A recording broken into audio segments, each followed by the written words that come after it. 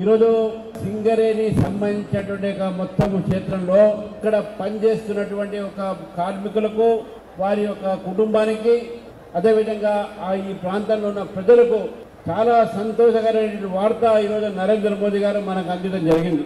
గత అనేక సంవత్సరాలుగా సింగరేణి ఏదైతే సంస్థ ఉందో టీఆర్ఎస్ పార్టీ ఇప్పుడు అధికారంలో వచ్చిన తర్వాత సింగరేణి కార్మికులకు అనేకమైనటువంటి వాగ్దానాలు చేశారు. నేను అప్పుడు ఎమ్మెల్సీగా ఉన్నా, నాకు గుర్తుంది.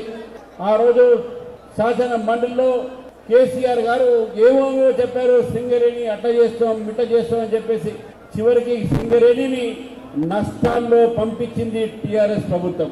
కాంగ్రెస్ ప్రభుత్వం వచ్చింది.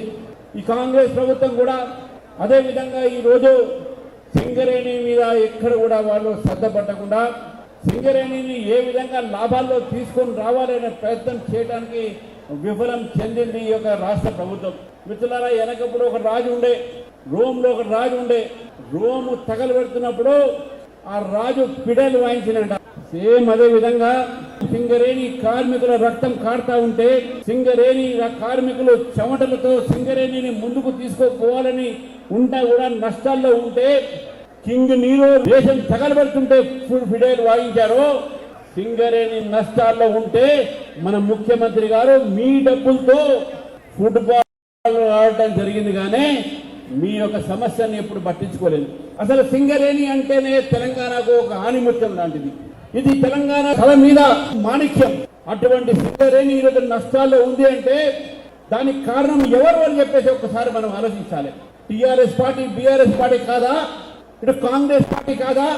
కమిషన్లకు అలవాటుపడి అవినీతికి ఈరోజు సింగరేణిని నష్టాల్లో పెట్టినటువంటి ఒక విషయాన్ని ఈరోజు మనకు గుర్తించాల్సిన అవసరం ఉన్నది.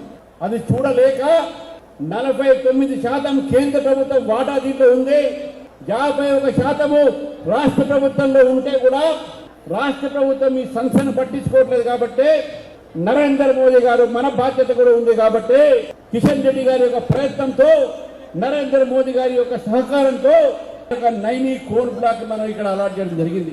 తలచెర్ల కోల్ బ్లాక్ కూడా ఈరోజు సింగరేణికు టెండర్లు లేకుండా నామినేషన్ బేసిస్ మీద సింగరేణికి ఇవ్వడంతో దాదాపు 40 నుంచి 50 సంవత్సరాలు మొత్తం ఈ సంవత్సరం మనకు ఇక్కడ ఆదాయం వస్తుంది.